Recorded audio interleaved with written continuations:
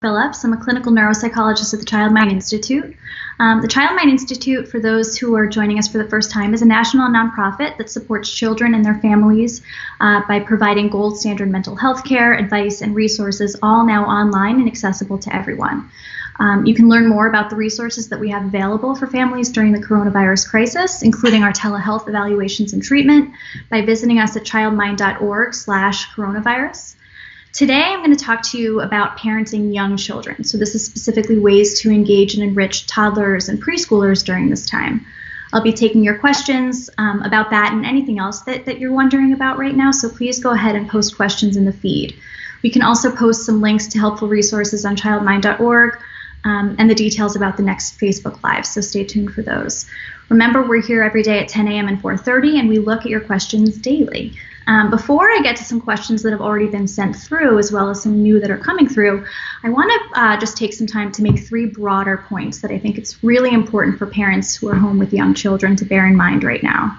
The first one is to please cut yourself some slack. This is an incredibly challenging time, and it's one that is really unprecedented.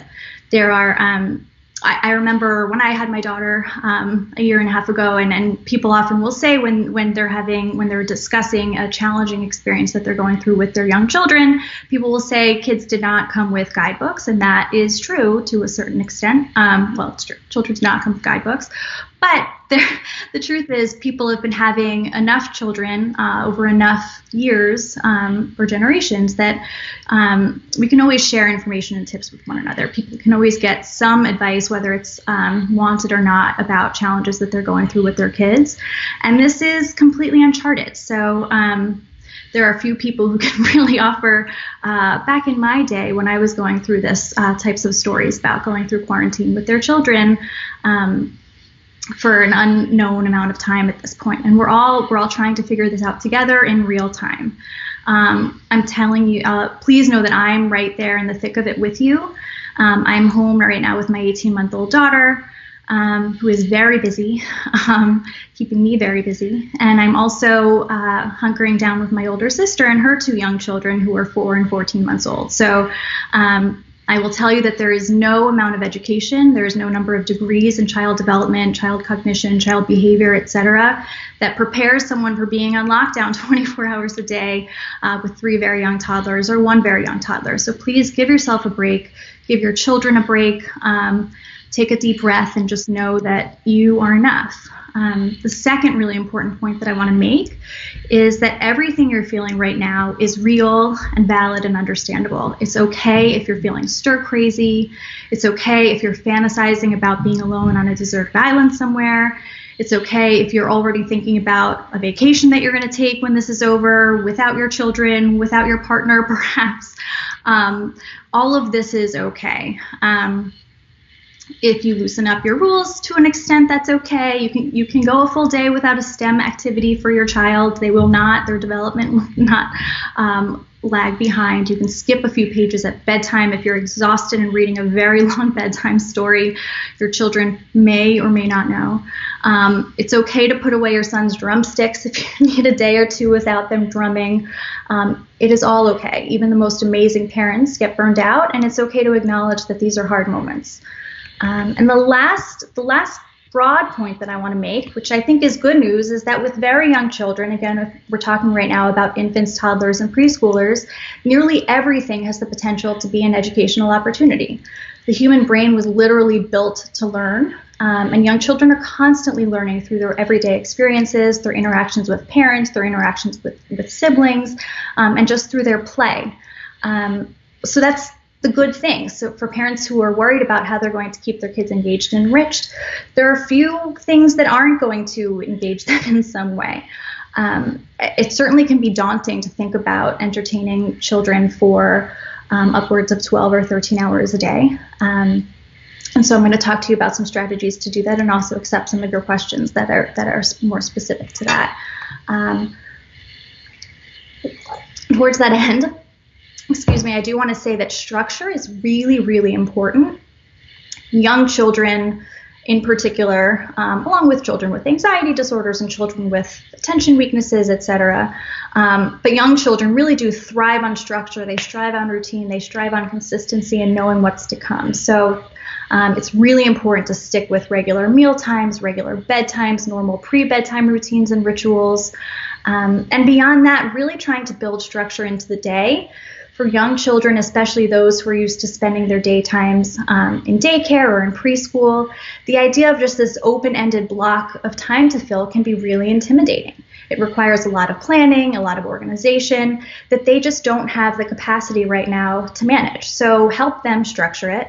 I think it'll be really helpful for parents also to take some time and set aside blocks of time for different types of play. So in the morning after we wake up, from this time to this time, we do this type of activity, and then we're going to switch gears and do something else and review it in advance with your child so that they know what the day is going to look like. And we'll talk about how to fill those blocks of time within the day. But I do think that for everyone's sanity, your children and yourselves included, to the extent that you can really try to chunk the day down into blocks of time, it'll really help the day feel less, I think, interminable. Some other things, when we talk about play, when we're talking about different ways to fill those blocks, there are different types of play, and all those types of play are really important for optimal development. So it's really important, I think parents should be incorporating a variety of types of play with their kids. That should include time for independent play. Independent play is very important for young children. It's important for parents to have a break. Parents, especially who are working from home right now, it gives them an opportunity to perhaps get a little bit of work done. But it's also important that you not feel guilty, because you should know that that's a really great way for young children to develop independence, autonomy, creativity, and problem-solving skills. There are, with very young children, obviously, some ways that independent play should be implemented, and it certainly does need to be supervised to a pretty significant extent, but independent play is an important aspect of child development. Other types of play include play with parents that's perhaps a little bit more structured or parent-led, and that can include arts and crafts, opportunities to color with a variety of materials like crayons and chalk, and painting with water on a chalkboard, or painting with water on the sidewalk, or different types of sensory play, like playing with shaving cream in a bathtub, water table. There are tons of different types of more parent-led activities that are really important to incorporate into the day. But also trying to build in opportunities for physical play. Kids really do need opportunities to move about during the day, so opportunities to jump and to dance and to do yoga. We can talk about some apps that are really great for very young kids to incorporate yoga into their day. Outdoor play, quiet play, story time, and I would even say that in the quarantine lifestyle, there is room for screen time, and that's significant coming from me, because I'm pretty strict when it comes to screen time in very young children. But I think that again, in this time, we need to loosen our boundaries a little bit. So as part of a varied activity diet, I do think that there is a time and place for screen time if we're mindful about both the quantity, the quality, and the context that kids are watching screens. And I'm going to get to a couple of questions, and then I'll jump back and talk about screen time if and when there is time. But let's see if we're starting to get some questions. So I'm going to pop to. This is actually a really interesting question that we received in advance, and it's similar to a question that I've heard from a lot of other parents who have talked to me about parenting young children right now. So this person asked, she said, "My child is really social. She loved daycare, and we had a ton of play dates before all this. I worry that she's really lonely now that we can't see other kids. How can I support her social needs?" Again, I think this is a really great question. And I think a lot of parents right now are really grappling, no matter the age of their child, with how to keep their children social. For younger kids in particular, I think it can be challenging because it's difficult for them to understand why they can't see their friends. So I think there are a couple of ways to address this. First, I would really validate the frustration and disappointment that your child is expressing. even if they're not using those words. But by saying, I understand, I know you're disappointed, I understand that you're feeling frustrated, you're giving them the language and helping them to identify what it is that they're feeling. So again, I would say something like, I know you're disappointed that you can't see your friends from daycare right now. They're staying home with their families right now too. Remember, we all have to stay home right now so that we can stay healthy. And then try to schedule an alternative way for your children to remain in contact with their classmates. So fortunately, there are a lot of virtual opportunities. So I know families who are scheduling virtual play dates through FaceTime or through Zoom. It can be a little more challenging, I think, for younger children in preschool and below who may have a harder time remaining engaged in a virtual play date, so they might need more support from their parents. So perhaps sitting next to your daughter and suggesting a song that she can sing with her friend who's across the screen from her, or setting up an art or craft activity that she and her friend can play together. Or can do together and simultaneously discussing it with her playmate, suggesting that your child share an activity that she recently did with her friend, and then having her friend have an exchange about different activities that they're doing during their quarantine time. So those are some ways to just support your child in those virtual social opportunities. Related to this, I spoke recently with someone who was worried that her daughter would lose social skills or lose out on opportunities to develop social skills. Toddlers as their language skills are increasing, their capacity for empathy and perspective taking are increasing, become increasingly social. And we know we learn social skills through social experiences. So I know parents might be wondering whether or not losing social opportunities right now because of social distancing is going to be costly with respect to their social skills. And I really want to assure parents that it won't.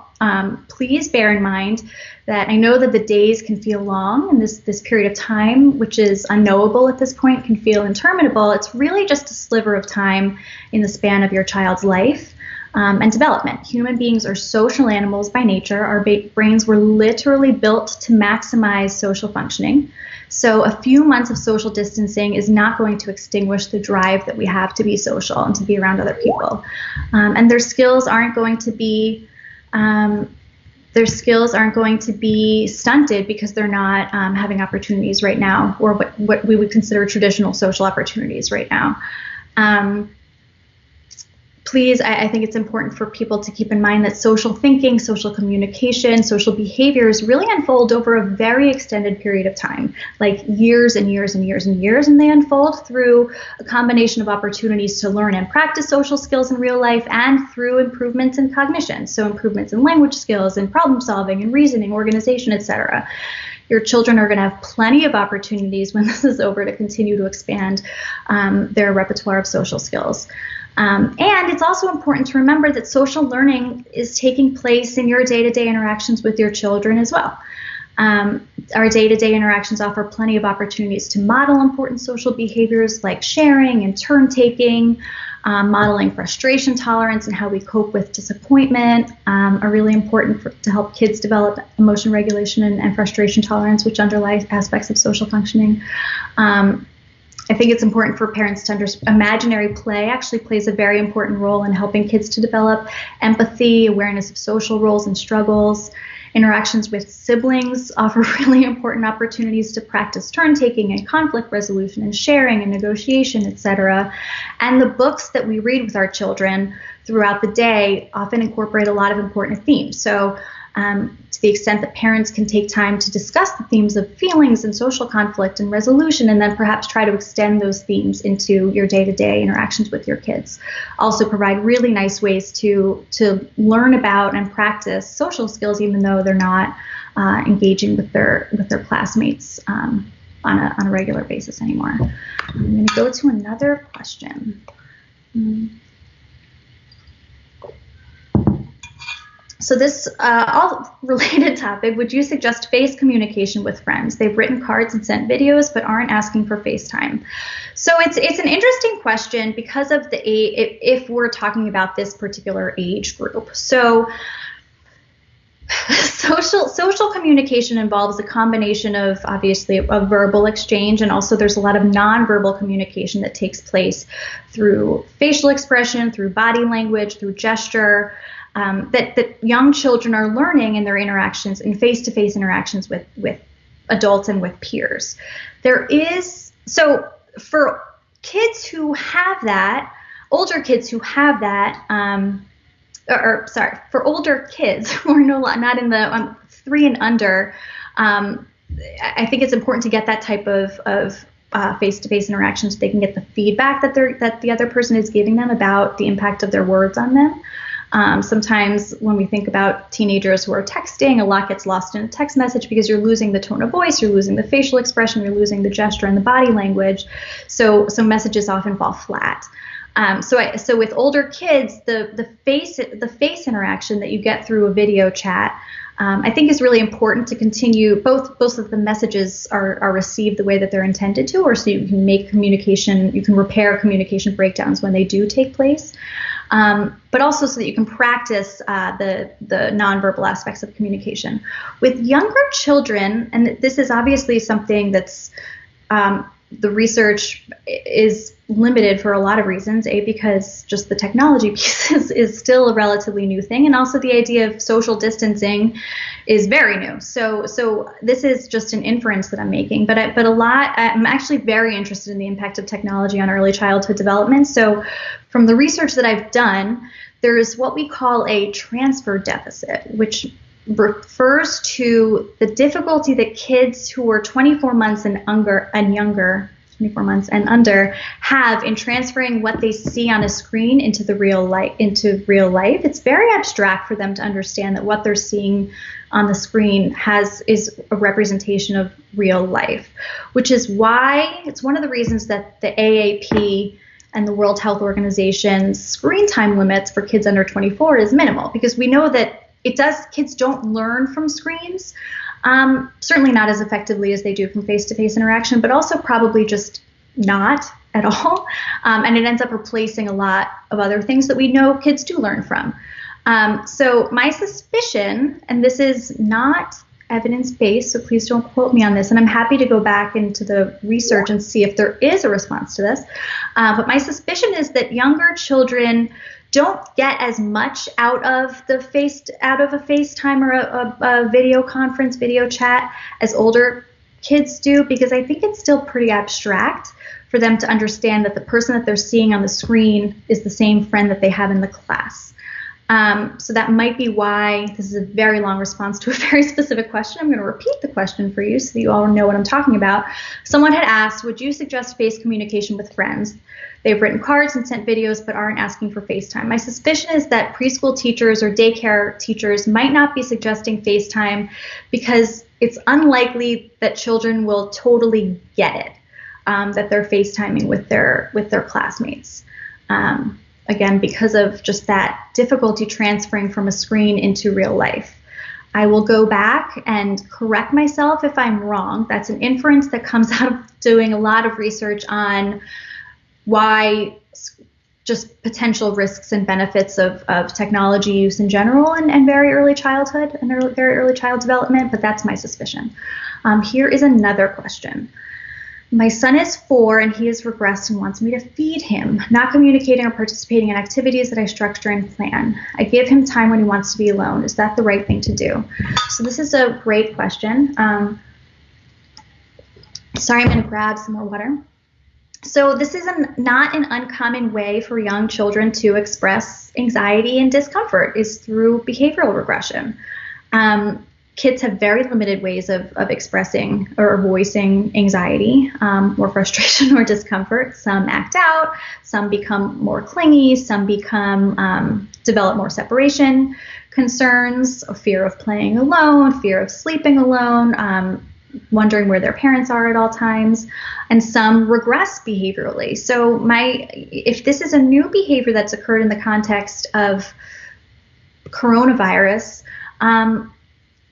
recognize that this is a big disruption for you as parents, and it's a huge disruption for children who have even less control over the situation in their environment. So my suspicion is, again, this not knowing anything else about your son in terms of his development and his history. My suspicion, if it's isolated to this situation, is that this is just a manifestation of some understandable anxiety. And even if kids aren't asking you overtly or expressing to you overtly in words, I'm nervous, I'm scared, what's happening, their behaviors can signal to you that they are feeling nervous and anxious and uncomfortable about what's happening in their world. So I think that you can validate without directly asking, are you feeling scared? I think you can validate, hey, this is really different. It's really different that we aren't going to school right now. It's really different that we're not seeing our friends. It's really different that we can't go to the park and play. And that can be, it's frustrating that we can't go to the park and play when we want to. And it's frustrating that we aren't going out to our favorite restaurant to eat. I think just trying to highlight the things that you know are different for your son, and just trying to give him words that are mapping onto the feelings that he may be feeling. You may at some point hit on what it is that he's experiencing as particularly distressing. But acknowledging all of the different parts of this that are different and confusing and frustrating and challenging. And you don't need to give so much information. I think that validation goes a really long way. Giving words to the feelings goes a really long way. If your child asks questions, to the answer in very simple and age-appropriate ways. And it's okay if you don't know the answers, and you can say, I don't know the answer to that right now, but when I find out, I'll let you know. And also make them realize that this is not their problem to fix, that there are a lot of adults who are working to keep everyone healthy and safe. And we're doing our part to keep us healthy and safe, which includes staying inside, not seeing our friends on a regular basis, unfortunately, washing our hands frequently, washing our packages as they come in, etc. These are all things that will help your child to feel more in control of a situation that he really has very little control over and that you unfortunately have very little control over. So here's another question. My 12-year-old has no social skills. She won't engage in online lessons or go for a walk with me. She spends all her time on her phone. Again, not knowing anything else about your child, it's hard. Let's see. She won't engage in online lessons. I think that I would elicit perhaps some help from teachers, and just talk to your daughter's teachers about, or your daughter's teachers about what her perception of her engagement with the online remote learning is really hard for a lot of kids. It's hard for kids who have social anxiety. It's hard for kids who have learning disabilities and ADHD. But I would wonder whether there's an underlying anxiety component, or this is just underlying anxiety that's related to the social aspect of being involved in remote learning, or if it's related to just broader anxiety about what's going on. I would question what she's doing on her phone, and I would want to make sure that you're providing some oversight and monitoring about the activities that she's doing on her phone. If these social skills struggles are newer, then perhaps if she has any supports either in school or outside of school, in the form of therapy or social skills groups, that you can reach out to her providers and get some input on how you can support her at home right now. I would. If these are not newer concerns, I would really try to elicit support from her team about how you can try to help keep her more engaged in online lessons. And if they are newer, I would consult with her teachers about how they think that you can support her in being a little bit more engaged in online lessons. Let's see. This was another good question. My son has a ton of energy. He loves to run, and ordinarily we'd be spending hours at the playground every week. Now with all the parks closed, he's totally wild, running around the apartment, smashing stuff, acting out. I'm sure it's because he can't get his energy out, but I don't know what to do to help. We live in a small apartment in a crowded neighborhood with nowhere to run around. How can I help him and us stay sane? Another great question. Social distancing in a small apartment is really challenging. I applaud you for taking a pause and recognizing that his behavior is stemming from the difficult situation, whether it's feeling antsy and cooped up in an apartment, or just the idea that his whole world has been disrupted and turned upside down. But I think it's easy for parents to just get frustrated with the behavior, and so I really want to applaud you for pausing and really acknowledging that there are some underlying feelings that are leading to the change in behavior that you're seeing. And it's also okay if you feel frustrated by the behavior too. I think that, again, acknowledging the feeling, saying something like, it's really hard to be stuck inside the apartment all day.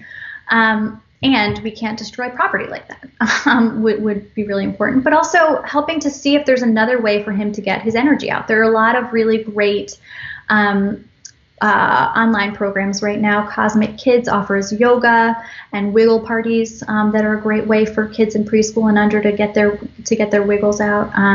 There's Go Noodle is another website, with videos on YouTube that have various very physical activities to help very young children in an age-appropriate way and in a space-restricted environment get some movement out. Also, I wonder if there's a way to, obviously it depends on your individual circumstances, but if there's a way to maybe 1 or 2 times a week or even once a week as a family pile into a car and drive somewhere that you can get a little bit more space and outdoor access. If there's, you could drive outside of, assuming you're in a city, if you can drive outside of the city and find a place that's safe to run around a little bit. But again, to the extent that you can, try to maintain a consistent schedule and really try and incorporate discrete activities at known times, including opportunities for movement, because it's really important for mental health. It's really important for cognitive development. It's really important for learning, no matter the age. One more question. We have just a few minutes left. My granddaughter is showing a lot of aggressions lately. She is a sensory seeker and we're struggling with giving her enough stimulation. She's driving everyone crazy. What are some ways to satisfy her need? Another great question. Yeah, I mean, this is a crazy-making experience for adults, grandparents, parents, children alike. And I'm going to go back to the thing that I've said a couple of times today. If you've listened to previous Facebook Lives, I'm sure that you've heard other clinicians with whom I work talk about the importance of incorporating a schedule and really having a lot of structure, routine, consistency, and predictability, just as a way of helping children feel safe and secure in a world that right now feels a little bit unknowable and unpredictable. Again, I would talk about, depending on the age of the child. I don't know if this child is school age and involved in any sort of school remote learning, but if not, then it's incumbent upon the caretakers to build in that kind of structure. And so I would really try to break the day down into discrete chunks of time and incorporate a lot of different types of activities, a lot of different types of play that I very briefly discussed in the beginning. So opportunities for outdoor play, opportunities for physical play, opportunities for some sort of more structured craft or even sensory play, opportunities for independent play, opportunities for imaginary play, which is so important for building a lot of different skills: language, imagination and creativity, empathy, problem solving, organization, etc. Opportunities for quiet time, which is important for parents, it's important for grandparents in this case, it's important for children as well. Opportunities for reading, story time together is really helpful for language development, pre-literacy development, social emotional development, attachment, and emotion regulation. Reading with children is like maybe one of the best things parents and grandparents can do with their kids. But again, trying to incorporate a lot of different types of activities. I can put a link up. We've actually come up with a really big resource guide of vetted resources that include educational, entertainment, physical exercises, etc., for kids of all different age ranges. They've been vetted by my team to be both safe and high quality. And so we will put that link up so that I would encourage parents with children of all ages to go to that resource guide and see what's available. And take care of yourselves too. Very young children they sense and feed off of adults' energy. They pick up on adults' stress and anxiety levels. So it's important for parents to take care of themselves as well and make sure that they're taking a little bit of time, which I know is asking a lot because parents are doing a lot right now, but making sure that they're taking some time for self-care so that they can be as present and available to their kids and for their kids' emotional needs right now as they can be. I want to thank you all again for joining me today. I hope that it was helpful. Remember that we're here every day at 10 a.m. and again at 4:30. We look through your questions daily. Please check the post for our next live, which is tomorrow morning at 10 with Dr. Kenya Hamid, who is also in the Learning and Development Center. The Child Mind Institute is here to help with the mental health and parenting needs of this ongoing crisis, no matter where you are.